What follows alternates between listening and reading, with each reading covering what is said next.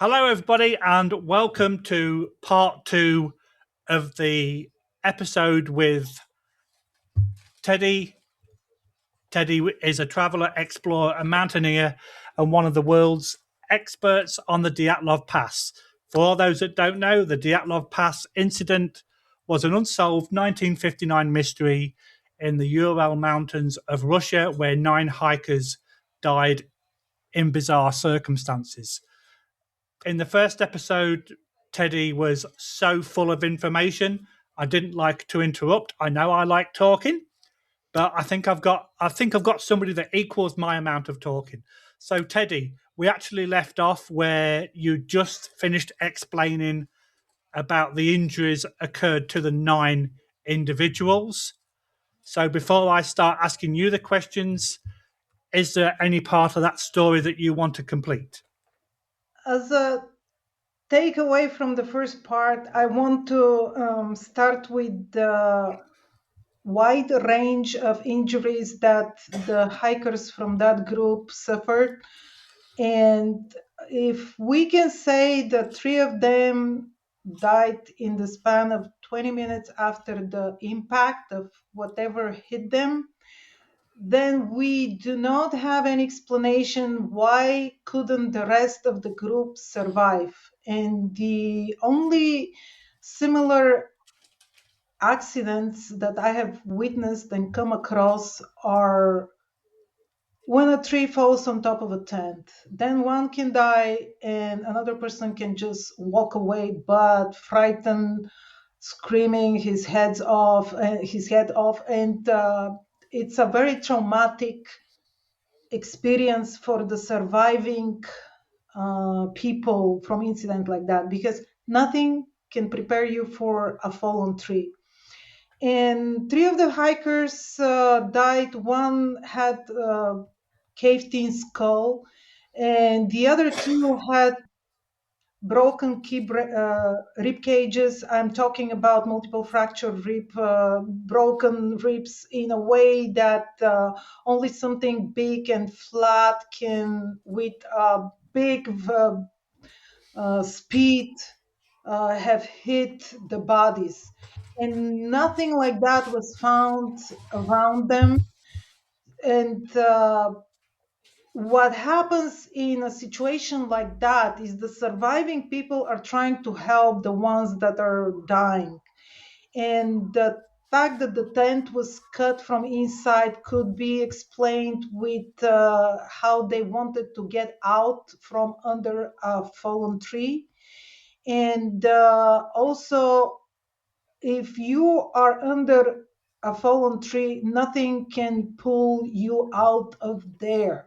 So, what I think is that after trying to help them and witnessing their agony, they were, and the only direction in which a help could come is the sky, because 300 kilometers into the wilderness of the northern Urals, there were a lot of aircrafts that were serving the geologists, the military, there was a lot of traffic there. There is one time when Igor Dyatlov, and that was in 58, when he was with the same tent and they were in the northern Urals, and they were trying to have a map of the route. And then one of the pilots that was working for the geologist there said, "What? You're going to redraw all this whole map that's on the wall? Come with me on my the flight, and you're gonna see from the sky where the taiga ends and where uh, starts just snow, and you won't have firewood, and where you can, just look from the up in the sky how the terrain is." So this is how often the aircrafts were flying. Well, the interesting part about that trek is that uh, Igor Dyatlov and another guy went on that flight and then went to the location where the pilot was going, and then the weather worsened and they were totally disconnected from the rest of the group. Anyway, so uh, this is how uh, this how it was. There was no other traffic in the area, but there were flights in the sky. And in my book, for the first time, with my co-author who died even before the book was published, unfortunately, and the book is in his memory, we found maps of airplanes that were flying for the geologist, for the survey from the air, for uranium on this particular month and year. And there, all the magnetic anomalies that the area is known for is something that at the time was considered to be a sign for that there is uranium there. I don't know if this is still true to this day. I haven't talked to the geologists, but this is what they were following at the time, the magnetic lines. This is why now the drones and all of the devices that rely on GPS are malfunctioning on the Dyatlov Pass. I mean, this is a known fact that there is magnetic anomaly there. So when I went there and I saw the terrain, and you feel so small, like a speck of the universe, and like that's the end of the world. And if something happens to you, and if you're like, if you something happens to you, I don't know how you help yourself, but if you're trying to help someone, the sky is the only place where a help can come. So this is what I think they were trying to climb up, not to the tent, but to the ridge to signal the passing aircrafts at the time. So there are a lot of aspects of this incident that I believe you should first see, read, hear more information before you start adopting and liking some theories, because there's so much interesting information about this case. Don't start forming and adhering to a theory right away, because you're going to be limiting yourself of details, because after that you will be just not paying so much attention to any details that don't fit that theory. So this is not a way to approach this incident. Okay, so yeah, I know that you've appeared on Expedition Unknown with Josh Gates. I nearly called him Jeff then, but it's Josh Gates. And there's so many different theories about what happened. Some of them are a little bit more far fetched, like aliens or UFOs. But I know most recent, the most compelling theory is the slab avalanche. Now, you're a mountaineer. I don't know much about slab avalanches, but if it speaks for itself that it is a slab avalanche, surely if that came down the side where the tent was, surely that tent would be completely destroyed rather than stuff still stacked in it and the tent still semi-erect, so to speak. So what's your theory on that? That's not the weakest point of the slab avalanche theory, that the tent would be destroyed. First of all, that's not a recent theory, that's the first theory. The Okay. first theory that ever existed is the avalanche, because what can kill someone on the slope of a mountain during winter? I mean, it's a slab, it's an avalanche. They didn't call it slab then, they just call it an avalanche that didn't go further down. It's just Okay. some kind of a weird avalanche, right? And the wrong way to approach to disprove this theory is that avalanche cannot fall there. No, I mean, avalanche, who knows? Avalanches can fall anywhere. There are avalanches 1 kilometer to the left, 3 kilometers to the right. The Swiss researchers proved it with the model, the Disneyland, that avalanches can fall in the mountains, in the Ural. I mean, come on, avalanches can fall. Okay, but then if we can get into the particulars of this incident, let's say The terrain, they say there is something that can accumulate snow above the tent, and then when that thing breaks, and then that they dug up the snow cover, so they weaken the structure of the snow. And so they can bring, I mean, we can bring a lot of, don't get me wrong, I want to prove, I want this case to be solved. But when we're talking about something that happened to the tent, you have to follow the hikers down for 2 hours into the ravine where they died. So just saying that on top of the tent there was a snow slab, I'm for that, because that explains why they couldn't get from the exit, but they were afraid, so they cut up the tent. That explains it perfect. Then and it's, I mean, they came in the same year, the Swiss model that explained how an avalanche, snow slab avalanche can happen there, and the prosecutors of Ekaterinburg, of Sverdlovsk, they went in 2019 to the Dyatlov Pass location, and then they made their measurements, comparing the photos from 59 and so on, and their conclusion was the same, snow slab. But then they tried to explain how the hikers died.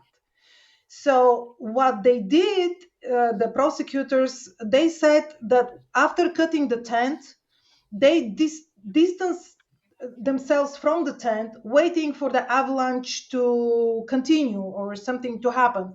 And because it was a whiteout, they couldn't find the tent back. So they couldn't get back to the tent because they couldn't see it. They didn't find it. And here is where the weakest point of this theory, in my opinion, comes. Why would the hikers go down exactly on the path of an alleged avalanche? Because they don't know if it's a slab that's going to stop there. They just heard, because this is why they came out of the tent. They heard that the snow starts cracking and goes down. I have been in an avalanche. I have heard that crack. I know what it feels. I mean, you run away, you panic, you run away. You want to get out of the way of the compromised snow cover. That's natural. That's, everybody knows that. Why would they go down next to each other, holding hands, talking slowly, exactly where the avalanche can continue? That doesn't make sense to me. And I'm not even getting to the point, how is this snow slab hurting them in the way they were hurt? Because every theory that gets them out of the tent, for some reason, to me, the snow slab and the, mm, how to say, the process of how it fell, it's very interesting on its own, and it should be a scientific paper on its own, not related to the Dyatlov Pass, because it's a very weird snow slab phenomenon that can occur in places where you don't expect avalanches, period. Because that did not happen with the Dyatlov case, because we have photos of the tent, we have the whole area when it was photographed in 59. We have so many helicopters. There is no trace of any avalanche. And then, if they were, because if they didn't die there, I mean, they were not hurt there, because they died, if they were caved in skulls and rib cages flattened, then they die 15 minutes after they started going down, because there is no reason to drag bodies, right? They were dead by the time they decided to go down. There are no any evidences of dragging anything down. But let's say if they tried to help them, so they put them on their shoulders and they tried to get them out of the tent when they were injured, then were they going, why didn't they move them behind the rocks that are right 500 meters next on the ridge, where it's easy and even to go? Why are they going into a direction they don't know what's down there? They could just hide them behind the rock, the landmark of the Dyatlov Pass. there is a wind shadow there, and they have seen it because they came from there. So, and if you have traumas like that, you don't move the bodies. There is no way that you can help them. They cannot, because of the adrenaline, or miraculously just hop and start limping down on their own, or even supported. There is no any evidence of that. And even the fact that they didn't stop at the first trees in the forest. No, they continued. They went down the ravine. They went up, and then they stopped at a tall tree, the cedar tree. That's the other landmark for the case. So basically, they went a mile with these injured people. They didn't lay them down under the first trees where, let's say, the wind was not blowing so hard.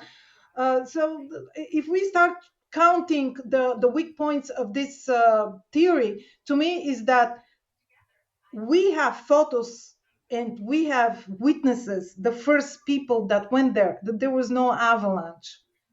The tent was sticking up.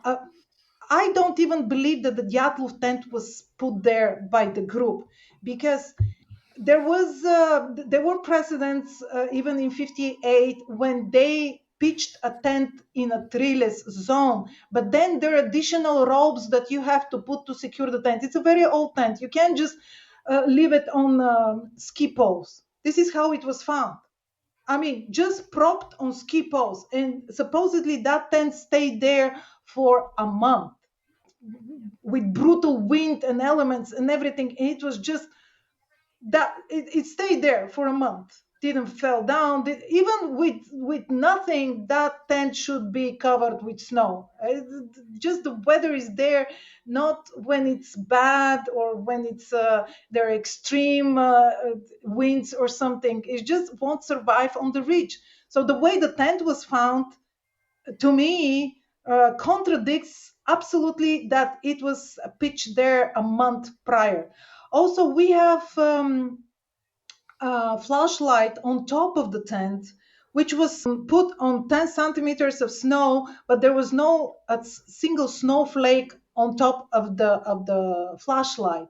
There were traces of urination next to the tent. I mean, these things cannot survive a month of severe weather, which is usual for the ridge, for the Ural ridge. And but that's not just against the snow slab or the avalanche or whatever snow event happen in that theory. I allow it. I say, okay, let's hit the tent with a snow slab that stopped there, and then they drag the people, the bodies down for a mile. Let's presume even that, maybe it's not probable, but it's possible. And they were dragging them dead. And I don't believe that the footprints were left by the Dyatlov group. That means that their real tracks were blown away. Then somebody else left these footprints.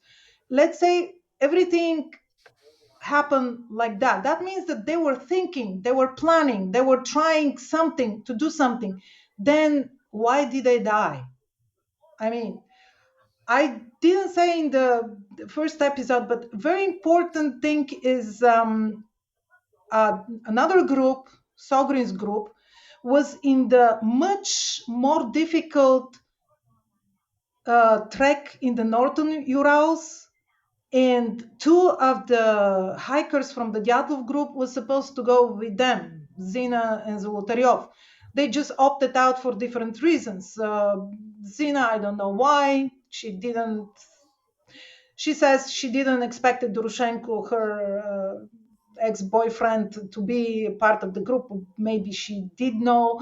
And Zolotaryov wanted a shorter trek because he just had a baby. This is what we know nowadays. It was not a known fact until 2018. So they joined the Dyatlov group. And what I'm saying, that the Sogrin group, the Sogrin trek, was much more challenging, long, difficult, and they burned down their tent on the second day. And they did finish their trek, and they did make the first winter ascents of Sablia and some other very tall peaks. So they were prepared. They knew what to do if they have to abandon tent. So these people, even one of them burned his boot, so he had to go in Valenki uh, and go throughout the whole trek, which was like 2 weeks. I mean, why did the hikers from Dyatlov group die? Something very extraordinary happened to them. But if they survived the event at the tent and they had uh, the, they have the, how to say, the mind to go down and prepare, make a campfire and dug up the snow cave and make the flooring and everything, why did they die after that? They were, at least they were supposed to die in a better shape, like in one place, grouped, taking care of the injured in a completely different setup. So you have to explain. Actually, it's much more interesting what happened down there, because they did make it alive to the forest, to the ravine. They spent some time there. Even the people, the research, the searchers, the students that were down in 59, they said that there was a lot more signs of a lot more activity than 9 frozen dying people getting, trying to survive, making a shelter, living.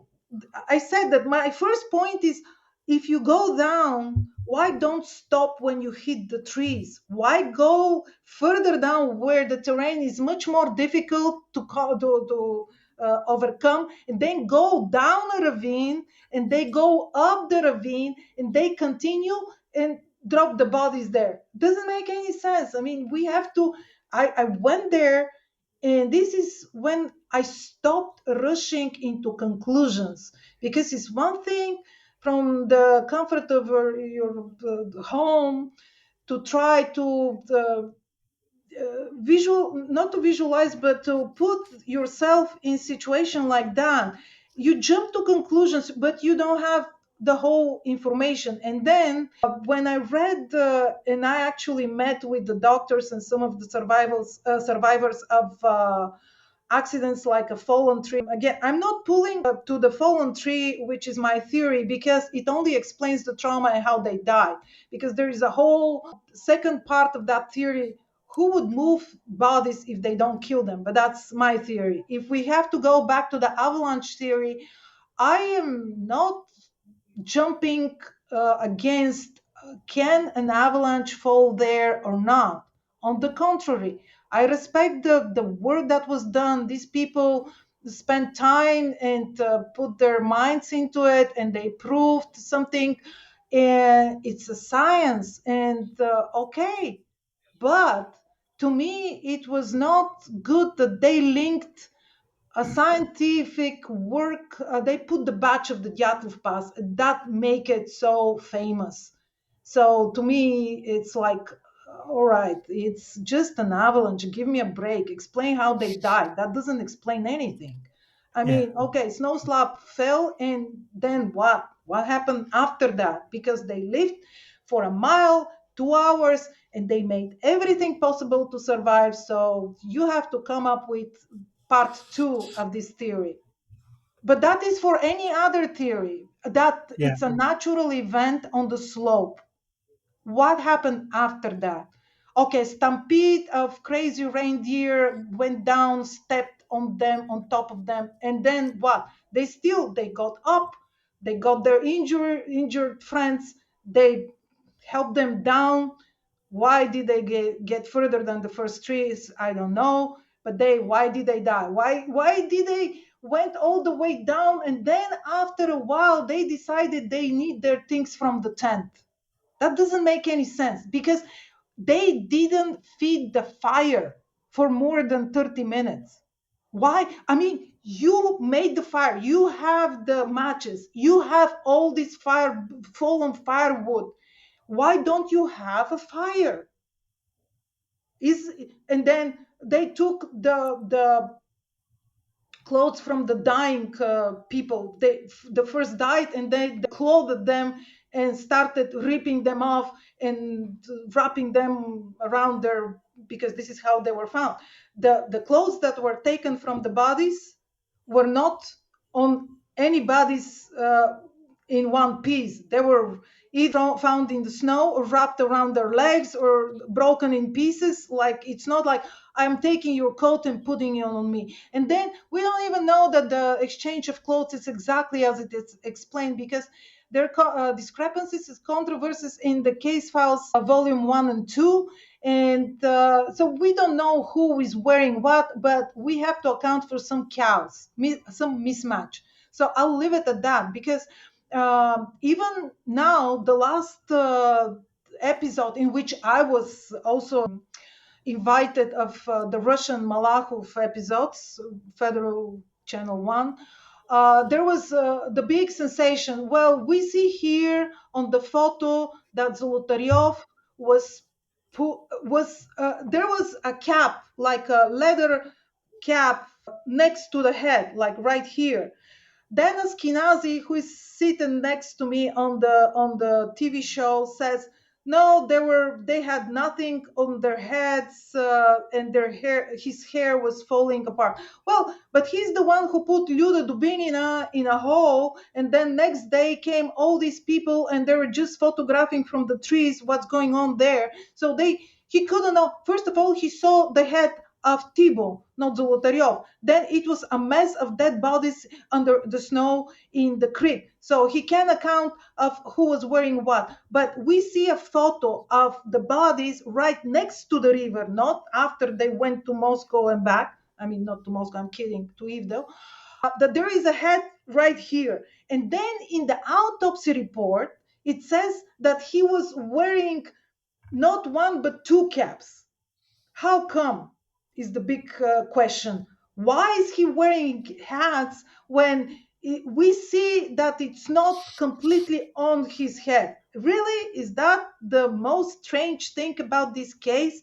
And then Ivanov, but why I'm saying all that? Ivanov says in his there is a scrap of paper, and he says Zolotaryov is wearing Luda's green cap. But in the autopsy report, his head is described with a red cap, green, red. Who did it belong to? I mean, those are details. But the thing is that first, the investigation was sloppy, because the whole sensation after this, well, what's up with the heads on top of Zolotaryov, is that the investigation should not, if you find, well, but they touch the body. See, that's the thing. Because if you find the body, the coroner is supposed to take pictures. Okay, the body is wearing the hat or not. But then if you pull the body and put the hat next to the head, they're not supposed to put it on top of the head and then describe it on the autopsy report. But that's, I mean, the whole investigation is totally sloppy, so that's not a big break in the case. Anyways, those are the details that I end up talking about every time when I start with the snow slab, because that's not even interesting. I mean, a snow slab is possible in the mountain, but doesn't explain anything in this case. It doesn't explain the injuries, doesn't explain how they get down, and especially why did they die, because it has nothing to do with the snow slab. Now, the prosecutors came up with another thing, on another layer. They came up with a second snow slab down in the river. Like, they were in the den, and then a piece of snow broke from the bank of the river and hit them. And this is how they died. The original investigation is talking about a grotto. It's like some kind of an air bubble under the snow, Yeah. and that it flattened, it just fell and fell on top of them, and it was crushing them. So which to me, again, doesn't explain why didn't they dug up the people from under the fallen snow. Where were they going? I mean, the same questions remain. So the snow slab, it is what it is, but it's not new. That's my bottom line. It's not new. Okay. It has been looked into. There are books. If you like it, go for it. Okay, so let's just go back to the victims again. So you mentioned that some of the victims were wearing parts of the clothes of the other people that died. I'm not an expert, but is it possible that if they tried to remove the clothes from the people that was already dead, is it possible that those clothes were so frozen to the body that that's why there was only partial parts of those clothes around the other people? Like they couldn't get it off because it was frozen to the body, so maybe they had to cut it off the person to so that then created parts of the other clothes. But they were frozen already on the bodies, so they broke it off, cut it off. The question is, why couldn't they get the whole Yeah, pants, yeah. but just a pant leg, something like that? Here is my answer. What I think doesn't matter. I'm not an expert. I have never taken clothes from a frozen body. If I agree or disagree with something, it doesn't count for nothing. I can tell you right now what I think is gonna happen to a frozen body if I try to get clothes from it, and I don't believe. But see, there the clothes that were exchanged were from two bodies that died at the same time because they were victims of the same blow. This is Tibu and Luda, and they were, one is with the caved in skull, the other one is with the flattened chest. So to me, it's like not even at the beginning we were looking at who wears whose clothes, like a chronological track of who died first, and it didn't make any sense. Then we started arguing actually how accurate is the exchange of clothes. But to get back, because I'm just borrowing time here to come up with an answer to your question, if you manage to get a piece of a frozen piece of cloth of a body, you won't be able to actually wrap it because it's still gonna be hard. Frozen. Yeah. Okay, that makes sense. But to me, even getting into the scenario of getting clothes from dead bodies, knowing the psychology and just the way it feels when somebody's dying, it's to me it's absurd.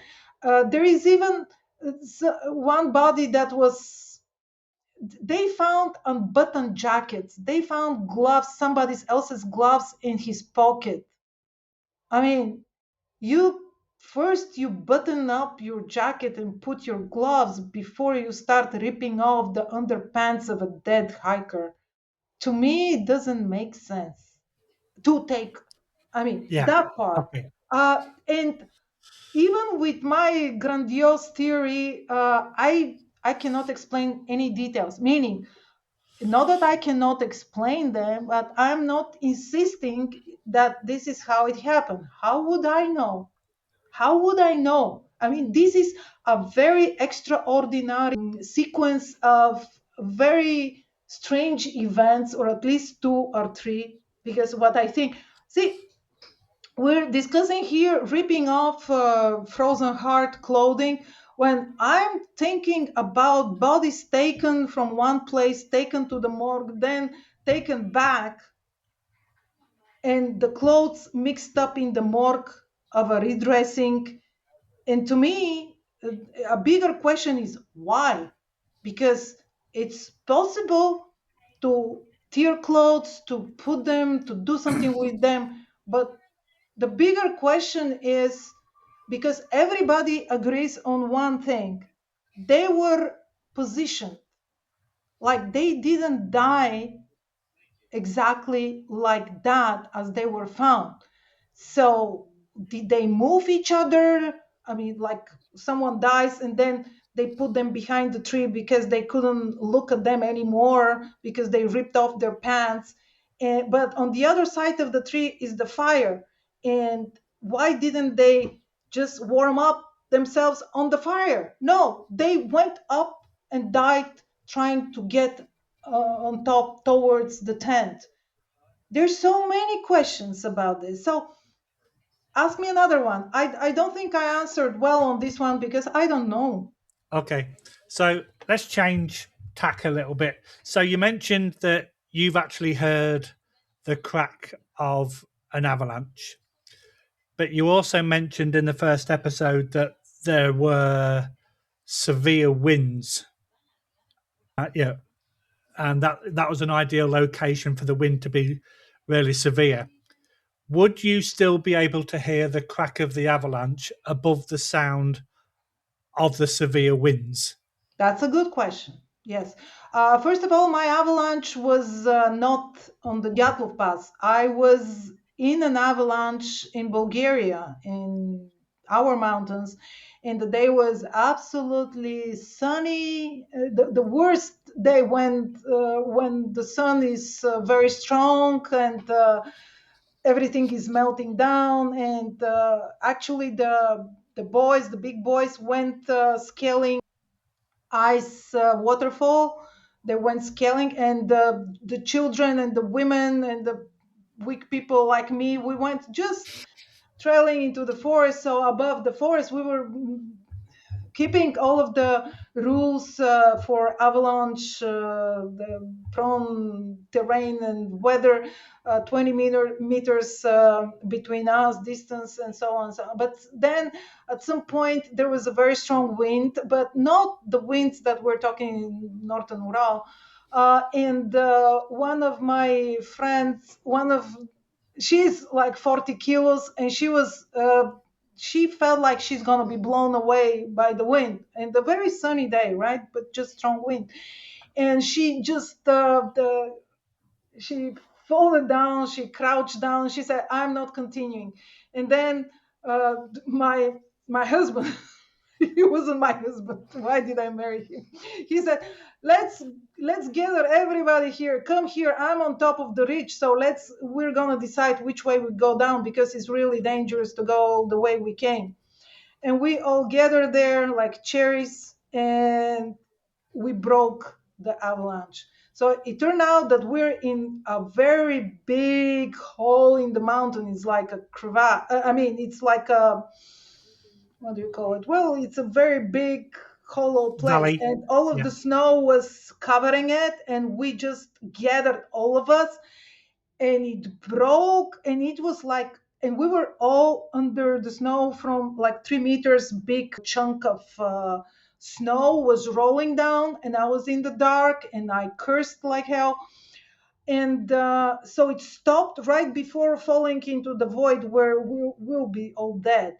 So I was in the dark, I was covered, totally covered, and then someone did not get into the avalanche. So I know that the avalanche can go right in front of you and just passing in front of his toes. And he started digging us up. And that friend of mine who was 40 kilos with wet clothes, she said the moment when the avalanche started, I I was thinking, I mean, now I'm talking about myself. I was thinking, oh, I saw some trees over there, like fir trees. And I jumped in that direction, so maybe I can get caught into the fir trees and not being dragged by the avalanche. And she thought, I'm going to jump towards Teddy so they can find us together. When they look for us, they can find us together. And the snow stopped. We were dragged like 200 meters. The snow stopped, but I still heard the cracking, and I was in the dark. And so everybody ended up with their part of their heads above the snow, only me under the snow. And then they started shouting, hey, where is Teddy? Teddy's, I don't see her. And my friend started beating the snow. She's here, she's next to me. And I heard her, how I, these hits that she was pointing where I am started again the moving the snow. And I started shouting at her to stop doing that, and my leg was turned badly with the snowshoe. So they started digging me up, and then at some point they said, "Here." I'm saying, "My leg, my leg. I broke my leg," and they found the leg. They freed it up and said, "Here. That your leg is fine. It's not broken." And Alex said, "That's my leg." So anyway, so back to the wind. You have a point, but we don't really have evidence what was the wind. Yeah, you're right. If you're inside the tent, you won't hear the cracking of the snow. But the speculation is because some of them had the Valenki, that someone actually went out for I don't know what, and because they were not using the stove that night, it was found in his case, in its case wasn't used. So and they said, well, he went to pee. And if you're out in the strong winds, like hurricane strength winds, and you're peeing, I don't know, to tell you the truth. I have never peed in a hurricane strong winds to hear an avalanche. Thank God. I don't know if you can hear it or not. Okay. So on the same kind of theory, there's also the infrasound theory that the wind caused low frequency infrasound, and as a lot of people know, infrasound can cause panic, anxiety, and disorientation. So, what's your thoughts on the infrasound theory? Well, the infrasound make them want to get out of that place. And let's say, first of all, I haven't suffered infrasound discomfort in my life, so I don't know what it feels like. But that is something. First of all, that is Burzenkov theory, who himself abandoned it long time ago. It doesn't matter that Donny Eckhart wrote a book based on that theory, but that's all Burzenkov's words. And even the creator of this theory, he doesn't support it. I mean, for many years now. And if you are going out, well, it doesn't. I haven't read anywhere that you become a maniac killer to start hitting people. But even if you do, let's say you go crazy, there is nothing to hit your comrades to cause the trauma. But whoever talks about this theory, they usually say that this is what make them abandon the tent. So, but I mean, come on, you can't use the door. You have to cut up the tent, and then usually you're. This is how I imagine the scenario of the infrasound discomfort, that you're just trying, you go without any direction, trying to get away from this horrible thing that is causing you to feel strange. But they were not straying away in different, they were just going together down, but without no shoes. I mean, what kind of discomfort is that you don't put shoes, but then you don't run from it? And then again, my same questions. So if you get away from the infrasound, because that's first of all, infrasound goes away in a while, I guess, and then it's not covering that much of a area, I guess. Again, I'm not an expert in infrasound, but again, what happens after they get to the forest with the infrasound? What killed them? What actually broke their skulls and rib cages? Yeah. Because infrasound cannot cause that. I mean, No. trees don't fall from infrasound, and there is no. I mean, the investigation was true to the fact that there was no crime. No one killed anybody. So what caused their death? I believe, I mean, I'm not opposed to infrasound starting a snow slab. Let's leave it at that. You know? Okay. Okay, so there was a infrasound that caused the snow slab. And Right. yet, Okay. they're not dead yet. Yeah. And yeah, we keep going back to the fact that the tent was cut from the inside, but then they seem to walk in an orderly manner down the hillside. So if you're going to walk in an orderly manner down the hillside, why cut the tent? Why not just take a few moments to undo the toggles or whatever device they had to seal the tent? So yeah, that doesn't make any sense. If you're only going to cut the side of a tent out in a moment of panic, but then if there's a moment of panic to get outside the tent, that panic doesn't just dissipate straight away for you to then go, oh, okay, we're good now. We're now going to walk down side by side down the slope. Even if they run in a panic in different directions, but then they saw that nothing so bad is happening, and they were able in orderly manner continue down the slope, why not take their hats, let's say the shoes, they can find them, the take something. They didn't take anything from their clothes, from their gear, from their nothing. They were found in a way that you would run out of a tent if you're sleeping, something startled you, and you run out of the tent. This Yeah, is how they were clothed.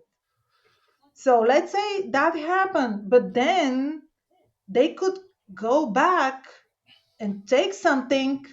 Even, hey, you can fold the tent and take it with you and just move it into the forest. By the way, there are a lot of interesting things. For example, the pieces of the tent, there were pieces of the tent that were not described in 59 to be found with the tent. Then again, we're the tent, how the tent was transported. The students put everything on top of the tent, like they took everything out, then flattened the tarpaulin, the tent, they put everything on top of the tent, they manually dragged everything for half a mile to the landing site of the helicopter.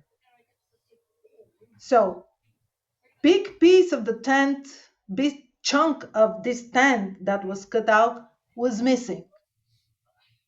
And could be because they didn't care, they lost it. It was, it was windy, dark. They that continue in the span, and they still didn't had all the bodies. They did, so they had a lot on their mind, and they were not organized. Not even all the information was given to the people that actually were dragging the tent and looking for the body. So they're waiting for some kind of instructions that were never given to them, what to do with the bodies, what to do, where to search. They were just every morning given the probes and said, okay, so you are going to probe this parcel and come back and go again and come back. And then if you find something, come to me and tell me. That's all the instructions they were given. And then we have this tent, which no photos, no nothing. And they were just trying to get everything they could back to the helicopter so somebody else is gonna take it out and deal with it because they didn't. And people say, well, what's a piece of 10? Well, even the prosecutor, Sverdlovsk prosecutor in 2019, he said, well, this is what they were using to actually get the tent out of the snow slab. But wait a minute, the tent is propped up. There is no sign that it was pulled or dragged or transport. I mean, even attempt to move a tent in some way. Everything was just hanging like that. But a piece of the tent is missing. So where is that piece of tent? yeah, To me, good is more question. important. So So what was, did I answer the question? You were just saying why, what was that yeah, exactly? What yeah, was that made them cut the tent, not use the exit, and then just stand in the organ? Everybody was just yeah. looking at the tent, not approaching the tent. See, I can tell you there is a theory about a skunk, well, type of animal, not skunk, wolverine, that was making, well, I'm not sure that the wolverine actually emits bad scent, but some kind of animal like that that was made its way into the tent because it smelled the food and then was startled and it stinked up the tent. So they cut it up because they couldn't breathe it anymore. And they went out just so it doesn't, to stop the stench, right? And then why not even say someone farted so badly they had to cut up the tent? I mean, I was just about to mention that. It could have been that somebody farted. Well, we need to get out really quick. and go down to the forest because Yeah, they exactly. couldn't, and that topped with the infrasound. Yeah, exactly. So let's go into some of the more random theories. So there's a report that there was orange lights in the sky.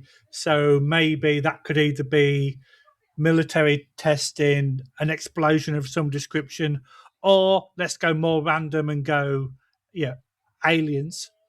But then how can some of them, you kind of mentioned it a little bit in the first episode, have radiation traces on their clothes and some of them not? I know in the first episode you mentioned that a few of them are working with radiation, but you wouldn't be wearing the clothes if they've got radiation contamination. You'd get fresh clothes to go on the hike. So, yeah, orange lights and radiation. I talked to someone that's expert on safety on nuclear things, plants and stuff, and she read everything, and her opinion is that the way that the studies, like the lab experiments, were in that time in 59, that there was not much of a discipline that was applied, even judging by the fact that there were no women nuclear physicist students. And the laboratory where they were doing experiments, we're talking about the Ural Polytechnic Institute, the nuclear physics department. The laboratory, to get to the laboratory, you had to go underground and go some distance, and so the laboratory was underground and there were no women allowed there. So this to me speaks that they were not sure if they're taking all the precautions needed, because the women need to be protected. And even if everything was in place, maybe the students were just not doing everything to protect from something that they could get during the lab things, testings and stuff. So she suggested, she offered this opinion that to her, that's not part of the Kishtim disaster or a leak from, because it was brutal. They were cleaning. I mean, a lot of precautions were taken after that, and everybody knew that they shouldn't get anything out. More likely, now, one of the girls, Zina, she was from a village that was right under the tail of the contamination after Kishtim.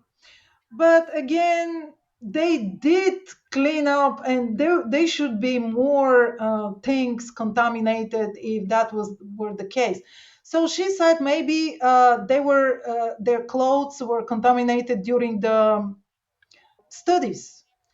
And but the question was about the light events phenomenon in the skies. Now, reports were made for that time by people that live there, and they're used to all kind of a polar things, lights in the sky. So there was something different. There was something more to that. Even the fact that some of the clippings from the newspapers after that were taken down. I mean, these things were banned, and but the regime was trying not to make public anything that would cause some anxiety and feeling not happy because of the new social order and everything. Like they shouldn't feel insecurity that something in the sky may harm them and something may go. It's not known to the upper party what it is. So there were lights in the sky, that's a fact. even in the case files, there reports from the meteorology station that there were something objects that were moving in the sky, which obviously were UFOs that nobody knew what they were. So there were, of course, the easiest thing was to say that the military is doing something and this is going to end all the questions, because military was not responding to any questions. Is it safe? Of course it's safe. We're taking care of our people. So if they're military, then they couldn't get any further information or nothing. But there was officially radiogram asking by the searchers, because they were in the tent, someone went out, saw a flying object in the sky, everybody was scared, but they weren't scared. That's the point, that flying objects in some lights in the sky, they don't affect people like that. They don't even run away. They were just staring at it and nothing happens. Lights in the sky don't kill you, don't make you want to run away. You just are mesmerized by it and you keep looking at it and it disappears. No one felt sick, upset, threatened, but because they were looking for bodies, they sent a telegram asking, are there any experiments, anything, because we saw this in the sky. This is official radiogram in the case files. Should we be worried about something? Should we know about something? And this is what me and my co-author Igor Pavlov, we thought that maybe because there were so many light events in the sky, and because there was this competition with the United States about military testing, nuclear testing, development of bombs and stuff, that they were very on, how to say, uneasy about espionage, or that somebody might develop something that's unknown to the other party. And I believe that because of so many sightings of these light events, actually Lev Ivanov requested the radioactive analysis, because he thought that maybe there was something emitting from these lights that could cause death. And this is exactly what he talks about in the article that he published 30 years after the events. It's called Lights in the Sky or something like that. And it's about that his apology, especially to the families of Lyua Dubinin and Zolotaryov, the ones that died with the bad traumas, broken rib cages, that he didn't finish the job. He didn't do enough to understand what happened. But the only bad thing, that's a normal article to write about. But because, according to his daughter, because he didn't believe that that's going to raise any interest back to the case, and because at the time UFOs were popular, he said in this article that he saw burned tops of trees, but very localized, and that he believes, that's in the article of the lead investigator 30 years after the events, that he strongly believes, and he asks people to take him seriously, that there were rays of extraterrestrial sources of energies that were targeting the hikers one by one, which to me speaks that in his mind, okay, guilt that he didn't do his job, or after simmering so many years into the talk, how did they die, why they didn't find out. Well, I think he starts talking again of what he believed at the time. But if my lead investigator starts looking for the cause of death into UFOs and extraterrestrial sources of energy, I would close the case too. Because this is what he was left like a lead. I mean, he wasn't looking anymore on the earth for cause of death. He was looking into the sky because there were so many sightings of lights in the sky. Kuryakov in 2019 said, okay, so he came up with a scientific paper about snow slap, and they actually fired him because when he came public with his conclusion of his investigation, it wasn't an official investigation, it was a review of the case file to review if there was any reason to reopen the case. So it wasn't reopened, it was just a review. But in this review, why it happened, that's internal information that I'm going to share with you. After the exhumation, the prosecutors receive a letter from a guy who is always looking for sensation and be in the spotlight. So he wrote a letter that Zolotaryov was not buried, there were bones scattered. They didn't do a proper job and respectful job and reburying him back. And that's the first time when Kuryakov actually heard about this case. And like us, he became obsessed. He became exactly obsessed, and he started digging into this. And because he had the power, and there was a statute of limitation, and the case couldn't be reviewed, any expertise, any exhumation, any more, anything couldn't be done and be valid. Like it couldn't be, I mean, you can do whatever you want, but that's not going to be officially accepted by the organs for, I mean, it's a statute of limitation. Only the prosecutors could review, change, reopen, whatever. And because he was in power to do that, he honestly believed that he can help. I would too. I mean, if I could do that, he was the only person who could do that. But from the very beginning, right from the start, he said when they announced that he's going to review the case, they said he's not going to look into criminal reasons, into crime reasons, like only natural. And they said he's going to look into hurricane strength winds, avalanche, and snow slap. I mean, the three things that. Uh, okay, so how he decided before going there, just from reading, he read the case files for a year after announcing that he's going on the pass, and he's gone. So what I'm getting at is that dug into the archives where we don't have access, and he had explanation for the lights in the sky.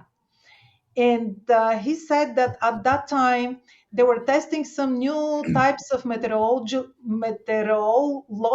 balloons that were filled with some gas that was glowing. I mean, can we believe him or not? This is what he came up as a answer to that, explanation to that. He said that he looked into this problem. He also looked into other cases at the time that had deaths and investigation, and whatever discrepancies are into the Dyatlov case, they were not usually sloppy, or they were common for the time. They found autopsy reports that are not signed, or bodies that were misplaced and were missing for 8 months. I mean, there were a lot of things going on like that. It wasn't that they did something extra to sabotage the Dyatlov case investigation. There wasn't anything against resolving. They just couldn't come up with any better explanation. Another thing, there is a thick book called Half-Life of the Dyatlov Group that is based on the theory that he has some plants that are doing something, and if they explode, if something bad happens, the way to capture the poisonous gases that will emit in a case of catastrophe were to fill them into balloons, and they go up into the sky. I don't know where and how they dissipate. And then he combines this with the fact that the guy with the baby, the older guy, was on a mission He promised to test some new weapon thing. I don't remember what exactly, that's supposed to be launched into the sky. And unfortunately, he launched it. He punched one of these balloons without knowing it's there, that a catastrophe like that happened, that it is going. I mean, there's no documents about anything, any catastrophe like that happening. But again, you say Mm. government secret, and you can come up with anything because it's a secret. So Yeah. it actually broke the balloon. They inhaled, they were exposed to these gases, and it's called a half-life of the Dyatlov group because they knew about everything that happened, and they delayed the search with exactly the time that these elements get out of your system and they cannot be detected during the autopsy anymore. Three-part book like that. Okay. So if a normal trip had happened and we had found 9 individuals who had died, then in that kind of environment, you would expect signs and symptoms of hypothermia, signs and symptoms of dehydration if they'd not been able to eat or drink, and you'd probably have signs and symptoms of loss of pain perception. So if you've got hypothermia, you go too close to the fire, you're going to get burned because you can't feel the pain. If we'd have got 9 individuals that just had those signs and symptoms of all what I've just mentioned, this would not be as big a issue as what it now is. The fact that you've got 3 individuals that have got massive trauma and then 6 of them with normal cold weather deaths, for let's put in it, we wouldn't have a problem. But because we've got these 3 that have got massive trauma with no explanation, I'm now going to ask you to try to explain why we've got 3 that are severely injured and the 6 natural causes within a cold environment. But that's the easy part. That's the easy part. Yeah, but according to my theory, which I came up on the year 12 of my investigation, I only learned and gathered so much information because I didn't have any explanation about what you just explained. But judging by my injury and the fact that there were no cars, roads, or boulders or any high altitude things from which they could fall. I mean, they were, but they were not found anywhere near them. I was thinking, and this started happening after I went to the pass with Josh Gates. I was clueless before that, and suddenly something unlocked in me, and I started thinking, they're trees. Trees are tall. Trees fall down with tremendous kinetic energy or whatever energy is called, and trees can kill. This we know. So without being able to explain why is the tent not found anywhere around the trees, that was the breaking point. Actually, any theory should be, all the theories should be divided not by if it's a crime or natural, because a lot of them are kind of a mixed. Uh, I mean, what is lights in the sky is what, natural crime, what? Because all of the lights in the sky testing and so on, we have to say, did that kill them or someone killed them after that because they witnessed a secret operation? So I didn't know if it's a secret operation because I can't believe anyone that is coming to clean the witnesses will leave them in state like that, because it's like, why kill 3 of them after 2 hours of them trying to get away from the tent? Anyway, so I stopped trying to explain the unexplainable, But I just started thinking tree. There is a tree. Okay, tree could cause that. Then it came to me that a tree is exactly actually shaping the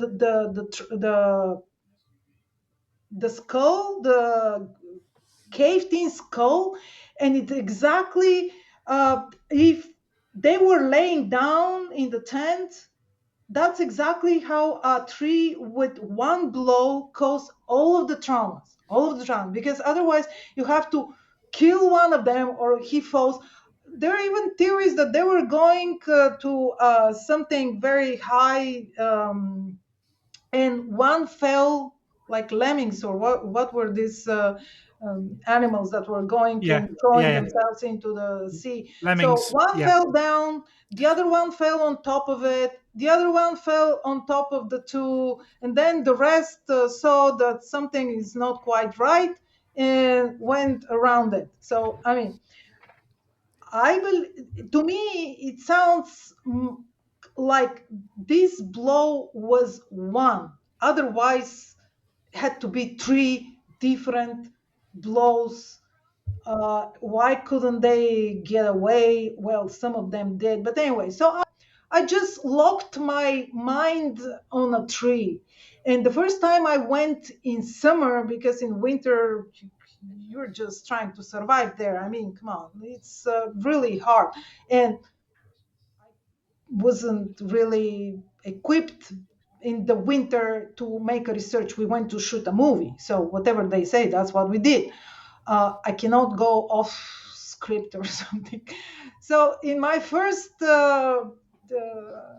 private expedition, my own expedition, I went, and here is the cedar tree. The bodies are here.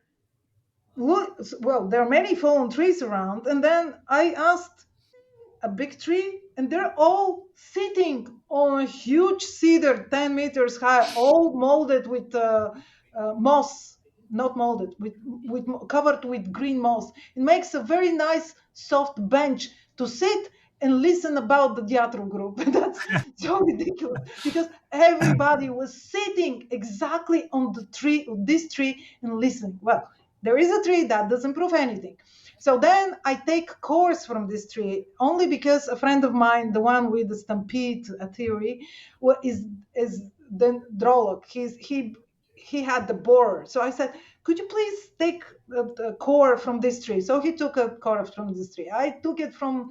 I went to the dendrology university in Bulgaria.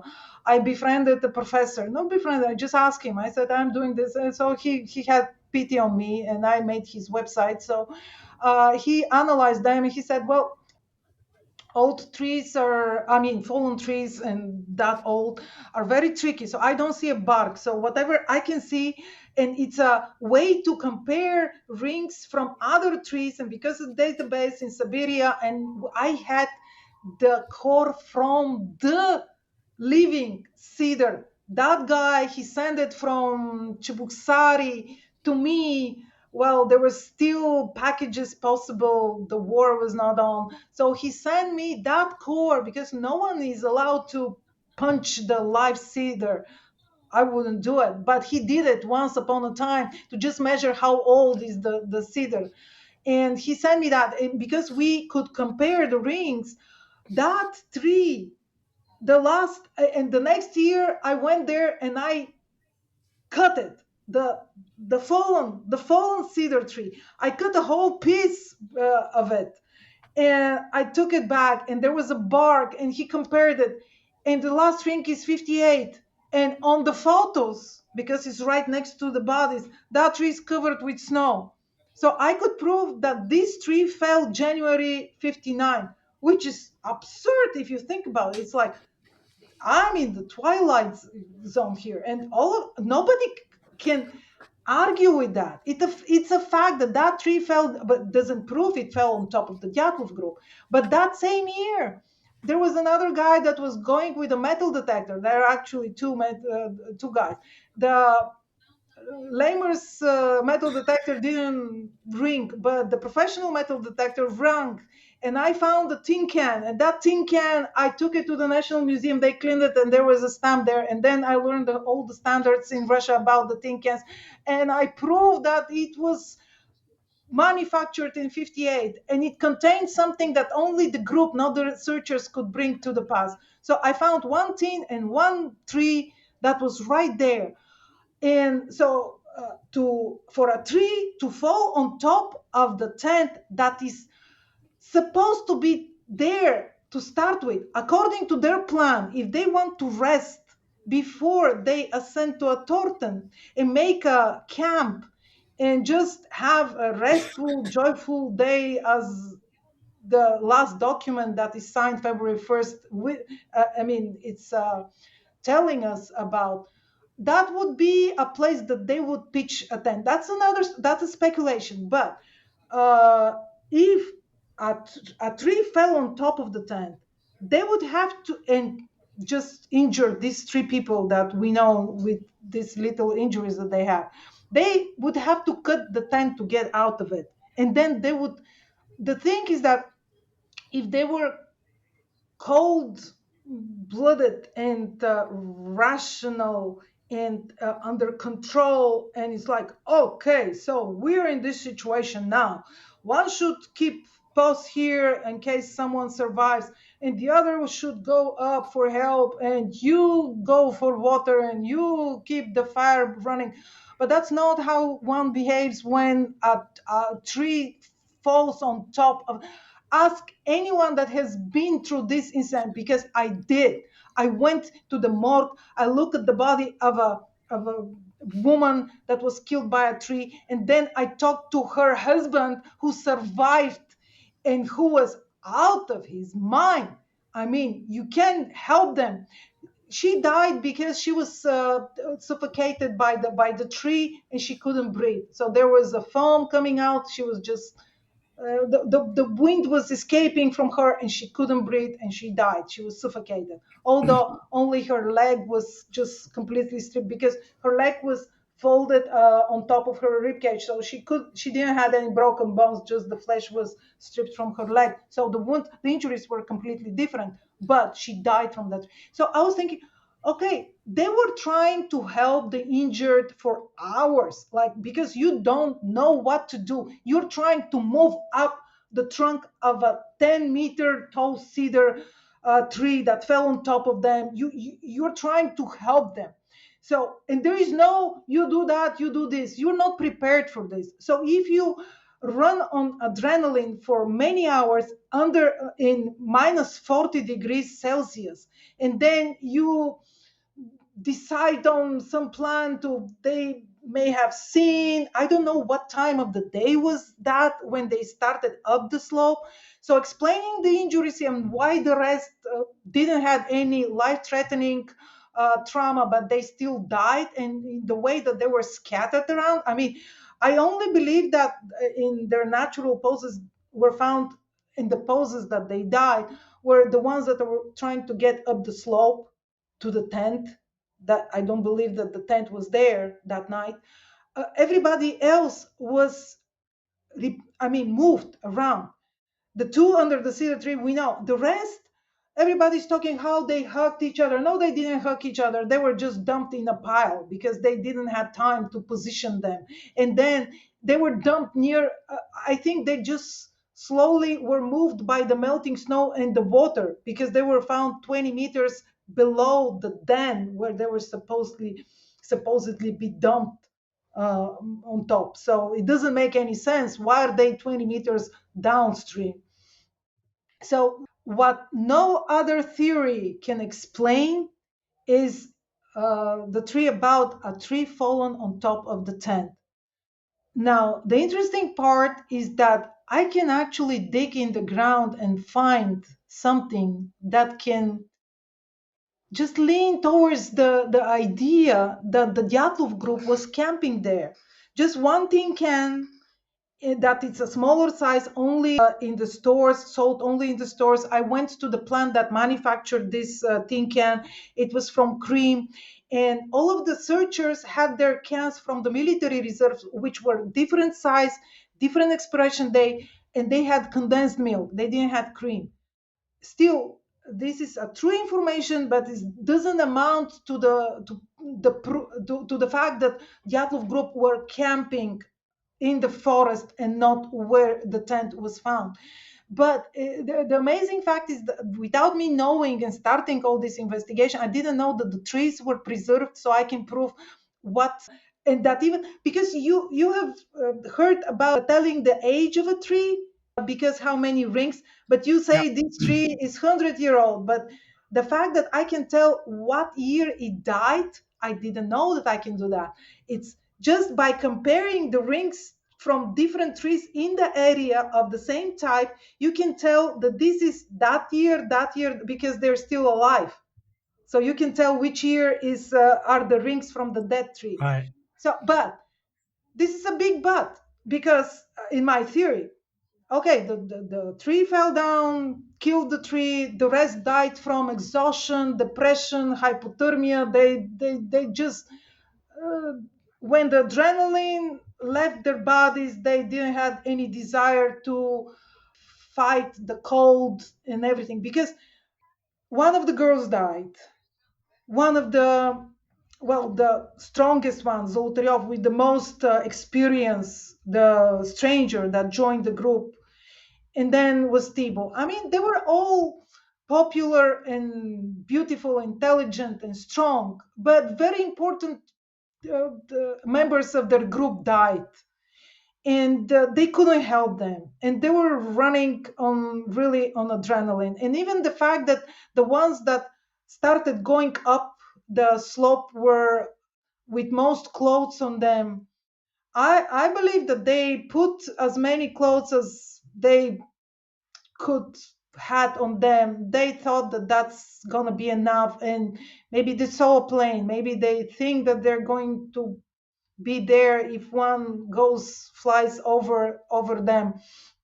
But this is my explanation of why they were crushed like that, what could cause these injuries, then why the rest were running until they just were so exhausted they couldn't run and fight anymore, and why was the tent cut from the inside. And I don't believe they died in these positions, but that's obvious to everybody. And then we come with everybody else cannot explain what happened after the avalanche or the UFO, the infrasound happened at the tent and they went down, right? They cannot explain what happened after that. I now have to explain how the tent moved from the. Who would move the tent if that was so unnatural of accident and no one was guilty intentionally, nothing, like we don't, I don't see, I don't blame anybody for this, because it's not that they cross any territory. Even the religious Mansi didn't have any oracles there or praying rocks or anything like that. There were other hikers in the surrounding ridges, mountains, whatever. Something like that had never happened. On the contrary, Mansi were trying to help them and to get something paid or alcohol or something in exchange. They were trying to comply and be good with the regime, because the regime was not touching them. They were the only people that could survive the harsh region. So they were in peace. They were in. Of course, there were bad people, and there were accidents to even to the shaman. His son got drunk. They're all like to drink, so he shot somebody, and his father just took him to the police and he went to prison for that. It was involuntary manslaughter, whatever. So, and they all had hunting rifles, so things can happen. But to go to the extent for a religious killing, we the bodies would have never be found. I mean, come on, Mansi can hide the bodies the way you won't find them. And then this left alcohol, money, cameras, shoes, everything. I mean, if there was the Mansi and there was a fallen tree, come on, you take everything, leave them or move. I don't know, but it wasn't something that the way Mansi would do. Anyway, so my theory has to, if I'm going to ask for other theories to end up with how they died, I have to move the tent on the slope. So the fact that the bodies were brought to the morgue beginning of January, I think that they were found.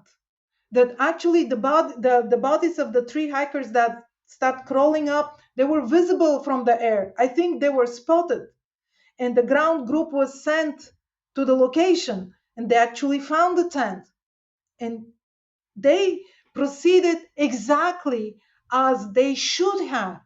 They took the bodies that they found, they brought them on a helicopter to the morgue, they folded the tent, and this is exactly where they found them with the sensational rescue operation that was coming from Moscow and Sverdlovsk. And there's so many things that don't make sense. One of them is the date on the cover of the case file, which is 6th of February, when they were not considered missing until the 20th of February. Why would anyone start asking questions from the 6th of February? They were dead, but only for a week, and no one was expecting them before the 20th. So why would anyone start asking questions? Because they were found, but they didn't know who they were. And there was another group that was starting from Burmantovo, and they were local. I mean, one of the students he was from Burmantovo, and his parent Pulunochne. I confused they were going through Burmantovo, but they started from Pulunochne. And this document of questioning someone was from Pulunochne, the head of the military, not military, but the police, the militia. He was questioned. No, he questioned Popov about the weather, about if they have seen someone at the beginning of February, and but in Pulunochne, Dyatlov group were never in Pulunochne. It was not on their plan. It was not on their route. There was nothing to connect Dyatlov group with Pulunochne. Why did this document was transferred into their folder? Because I believe the bodies were found before the official discovery, and they were thinking that this is the Shumkov's group. After the 6th, Shumkov came back, they were all alive, and they realized that this is not their group. And then they realized that there are more people. There is not just the 6 bodies. And the rest of the bodies, they may have been found, they may not have been transported to the morgue yet. And my scenario is that the fear that someone had to be culpable for this incident where the kids of the peoples die, and everybody's looking for someone to blame, for actually to blame it on something. It can be the nature itself. That means that they don't know how to organize the treks, and they haven't foreseen something that might kill the hikers. Well, someone has. This is and We found a lot of examples of incidents, not just hiking in the mountain, where if someone dies because they were unloading supplies from a helicopter, and something fell on top of someone, the head of this unit was fired, demoted, sent to the gulag, and that solves the problem. This is how in the Soviet Union at the time things were solved. There was no more resources or time to do anything else, because they cannot change the system. So they have to say that person didn't do their job. They go to prison, and everybody's happy. This is how they solve the problems. So in this case, the geology expedition, they explore for minerals or uranium, whatever. I mean, Ural is the area where there are a lot of geology, surveyor, whatever things going on, and a lot of population forms whole villages there, and they work exactly there. The geologists were somewhere in the area. We also have a lot of testimonies of explosives being heard. Even there is a radiogram to Moscow if they're doing some testings behind the ridge to stop them, because they're looking for bodies and they're afraid.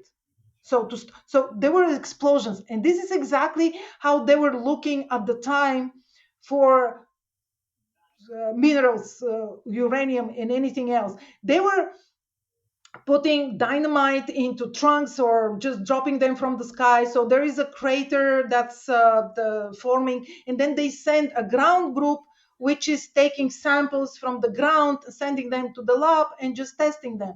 This area was never marked not to go there because they're doing work, geology work. There are going to be explosions, but they were hurt. But everybody's connecting these explosives with testings of weapons, not with geologists. But the geologists were there. This is why they were taking care of the communication.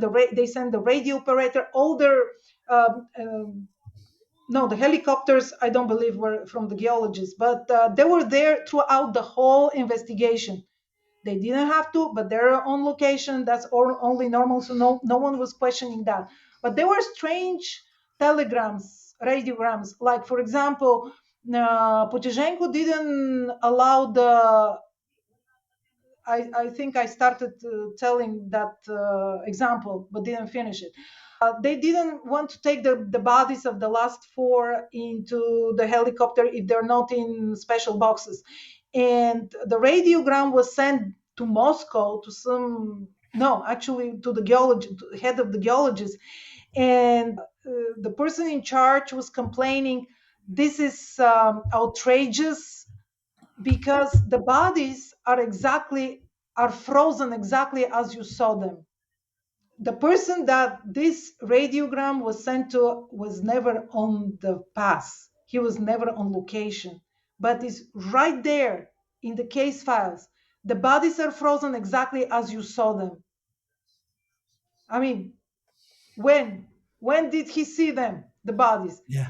And Good things point. like that, you can see traces of somebody knowing something throughout everything. And the fact that it wasn't censored to me means that upper levels they were not in the know. They didn't know about this. It's a cover up that's on the EVDL level. So what they did is, okay, we want them to find the hikers dead, but we don't want the tent to be under a tree because the explosives can actually tip over the tree. Even if it wasn't caused by explosion, someone had to be found guilty, and this is where they work.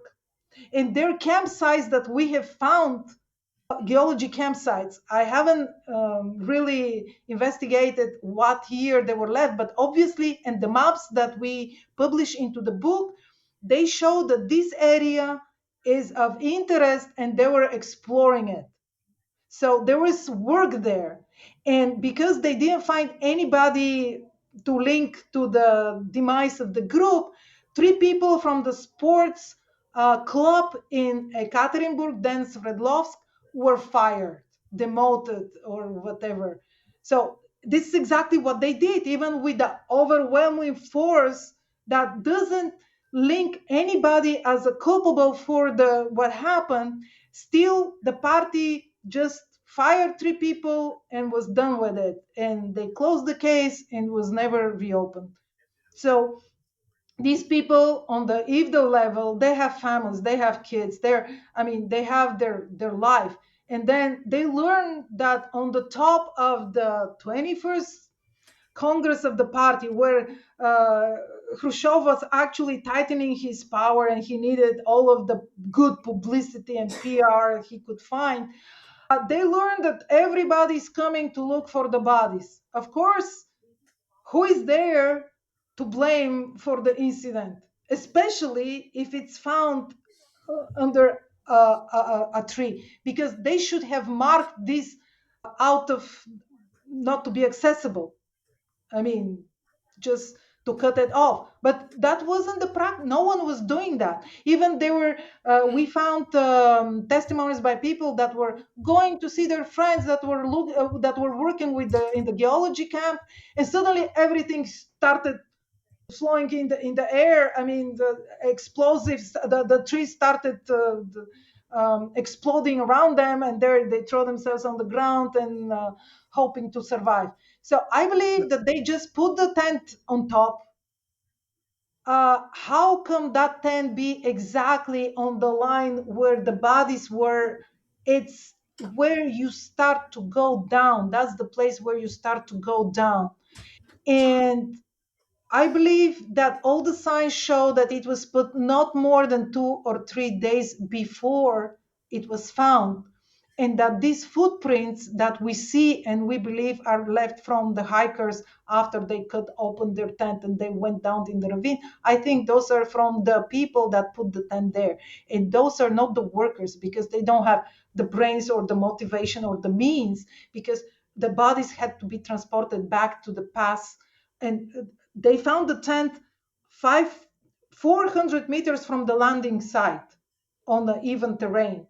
I believe that and the pilots were always transporting big boxes with equipment, cords, and everything. They might not know what's in the boxes. They just dump the boxes. They don't know what's in the boxes. And I don't believe there are more than 4 people that knew what's in the boxes. And all the staging is done according to the traditional way of mountaineering in the winter. And they knew about this because they were local. It's hard to swallow. But Yeah. then, how is the Yeti infrasound and the rest of the things? I mean, it's possible. Is it probable? There are crazier things I have heard about people trying not to go into the gulag. And because it's so absurd to move bodies if you're not you haven't killed them, that's why it's so hard. Everybody that believes that someone knew or helped them die or did something to them is going through these extraordinary loops to link them into some conspiracy that they were intentionally killed. While if happened, and there's so many times when something happens, you run over a body, the body is already dead, but you run over the body. Sometimes you feel like getting it out of your driveway, not because you're trying not to be linked to this, and you cannot rationalize with the regime at the time. They're not, but it's no buts, no it's. You go to the gulag. You go just you're the head of the you're right now the boss of the guard of the gulag, and you're just gonna move on the other side of the fence. Okay. So if, and it's a big if, there is a cover up of any description, do you think there is still information out there to be found? As in, there is records that are hidden away that one day may be found and will blow this wide open. I strongly believe that there are three revenues that new information may surface. One is the archives, and there are people that are digging in the archives where they might not be directly linked to, okay, this is what happened, but something that I mean, the journalists or the whoever has access may dig up that it's so weird that it's going to turn this case on its head. Could be in the archives. There are a lot of places in the archives that it hasn't been looked yet. And my hope is that because it's not covered up, but it was just intentionally left out because it doesn't make sense, or it just speaks of a direction they don't want to investigate any further, that it still may exist. It still may exist. Second revenue is deathbed confessions. I mean, people are still with their minds. I would, even if you're, I mean, I know that if you have kids and family, there are gonna be really consequences if you say something like that. But still, someone may want to get it off his chest before they die. And the third revenue is something I may go after. I mean, I'm doing it. The ground. There is still things in the ground. I know that no matter what I found, by the way, everybody agrees with the tree, and I gave them now their ending of everybody's theory. Like they went down and the tree fell on top of them. That's it. I mean, the tree is now killing them down in the ravine. So, so no one is arguing with could a tree be the cause to kill them because it explains the trauma. But I think that with very proper metal detectors is really hard. It's very grown, overgrown the whole territory there. I mean they're, what do you call them? Oh my God, I forgot the name of the grass that is growing there. It's tall, very tall. So you have to actually trample everything before you can go with any metal detector. And it's a vast territory, even for to trying to find where a tent might have been pitched, hung, because their tent is not standalone. It has to be tied to two trees. So this is what I'm going after, what's in the ground, and many others do. And the fact that they haven't found anything, I mean, they find a lot of things left by the rescuers, things in the river, the knives that might be from 59. They find a lot of things, but uh, garbage left from a campsite, that would be really sensational. And I believe that the things that they were using back then, they still could be found. And I found one. It was 30 centimeters in the ground. And if we find something that cannot be argued that they wouldn't take with them, it wasn't on the bodies. I mean, you it something related exactly to a camping, that'd be a good start to actually even not proving but trying to see the case from another chronologically standpoint, that it actually started from the ravine and the tent was never on the slope. It's If the question is, could this case be solved? Never. I don't believe we're going to agree on a single version ever. Court, they can just, the evidence cannot be accepted in court. But new information, I believe your question was, could be there crucial bits of information that there's still not we don't know about it, that could shed a completely different, to break the case, but in our investigative, like sleuthing type of circles, yes, there is. That's why people kept going. We're not just digesting all the information. It's good to have it in its purest shape and form, like the sources, the scans, and everything. So we're basing our every time when someone is asking, well, what's his name, where they were found, well, you can look in this source. You don't say, you don't answer on top of your head, I believe, I read, I saw, I no.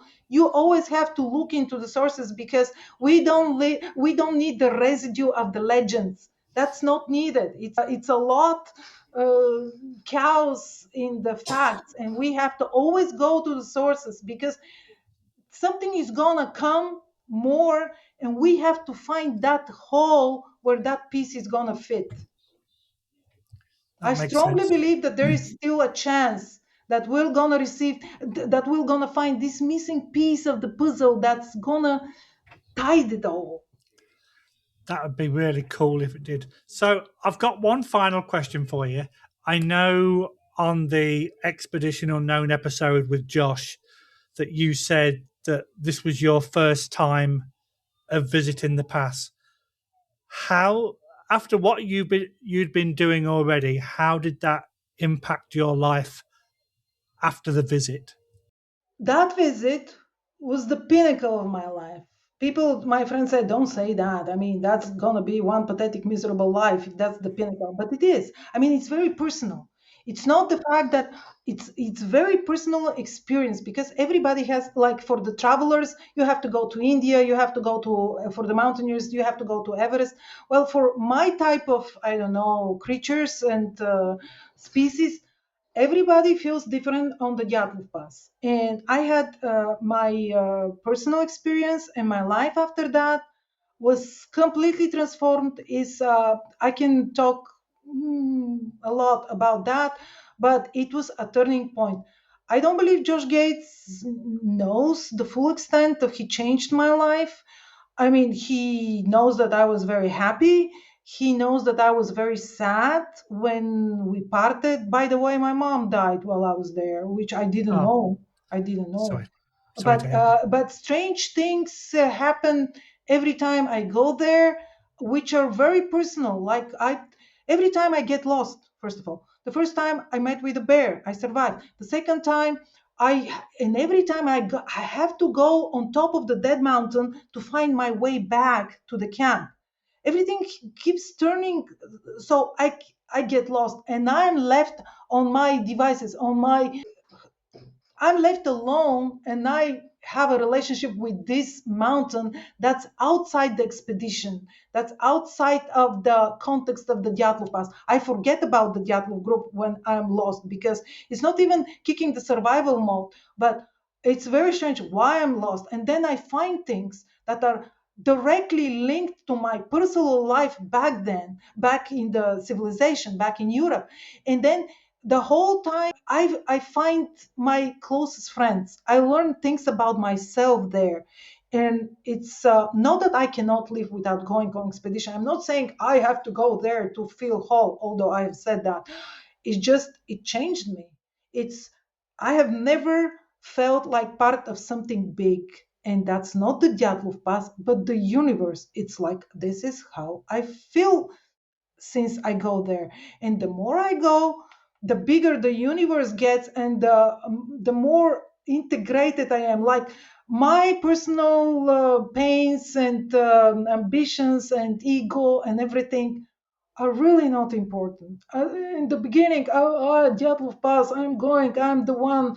No, it doesn't matter, because what we do is so small part of us. Big, some mystery. It may get resolved or not, but I'm learning the language, history, biology, dendrology, metal detector. I'm keeping in shape. I'm talking to people like you. It just keeps me in a completely different infrastructure than if I didn't have Dyatlov Pass. Of course, I would have something else otherwise, but this somehow I feel is getting the best of me. That's, I'm learning a lot. So it was crucial that Josh Gates, he put me on the map, literally. And yeah, um, it was So, a very and I don't believe that it was a chance, because I know that he could have anybody he wanted, but good things, the important things, the things that are coming from above, whatever you call it, that above, they come without any effort. Someone does something to you without even knowing it, that's so important to you, and then you do something, say something, or you're exactly at the right time at the right place for somebody else. So to me, the very big things happen with effortless.